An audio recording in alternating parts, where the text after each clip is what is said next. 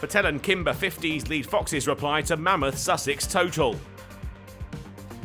It was almost the perfect day for Sussex, finishing the first day on 407 for 4, albeit effectively 5 down after captain Tom Haynes broke his hand 10 overs into the innings. While it was a disappointing blow, the hosts were in the driving seat. Carter, unbeaten on 54, building on Allsop's earlier 150. Leicestershire needed early wickets, but opportunities were hard to come by, and Delray Rawlins had started to find his feet. An early boundary pushed down the ground, something to admire, as Sussex headed for 450. It was Carter that took Sussex to that mark, 3-run hard off the bowling of Ben Mike, Sussex steaming ahead now with little to worry them. With a mountain of runs already in the bank, the pressure was off and Rawlins started to hit out. Barnes dismissively pumped back over his head for 6 as Sussex started to close in on 500. 4, more carefully placed by Rawlins, took him to his 50, scored off 70 balls, and the 5th wicket pairing was now worth 100 runs. But not many more. Carter fell for 75, dangling the bat at Parkinson's delivery and nicking onto his off stump. Another great Sussex innings coming to an unfortunate end. Coles took Sussex to 500 runs in style, down the track to Ackerman, over the ropes for 6. A superb effort from the hosts, who'd headed into lunch dominating on 513 for 5. Rawlins was batting superbly, albeit with Coles now the main aggressor, and the pair started to tick the score along towards 550. They were halfway there when Rawlins was trapped in front by Parkinson for a well put together 75. Leicestershire now into the tail.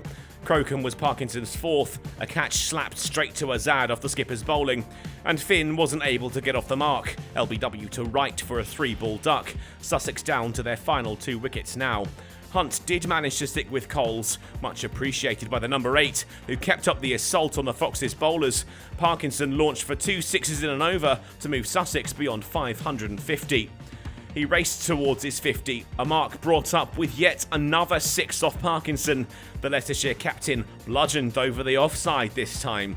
Coles was trying to do it again down the track to Parkinson, but this time he missed the ball, and Swindles did the rest. Coles stumped for 59. Sussex's innings at an end with Haynes unable to bat. Leicestershire at the foot of a mountainous chase. Parkinson led with 5 wickets, but at a cost of 128 runs. And as if to rub salt in the wounds, Stephen Finn struck with the very first ball of the innings. Azad caught at slip by Allsop, but Leicestershire recovered. Kimber joined Patel in the middle and moved the score along. The session signed off with a 6 by the former to move them to 42 for 1 at the break. Just a small matter of 546 more needed for parity. The Foxes continued to frustrate Sussex after the break. Finn's early wicket seemed a distant memory. Kimber was quick to his 50 up to the mark of 59 balls. 100 went up on the board too without incident, and Patel looked to join his partner on a half-ton. And he reached it off 124 balls with a single to the spin of Coles. So far so good for the Foxes. By the time they reached the close of play, Leicestershire had added 159 runs for the loss of just Azad, and suddenly the huge total didn't look quite as imposing. The surface looks a good one for batting, but there's a long road ahead for the visitors when they return to the first Central County ground for the penultimate day of play.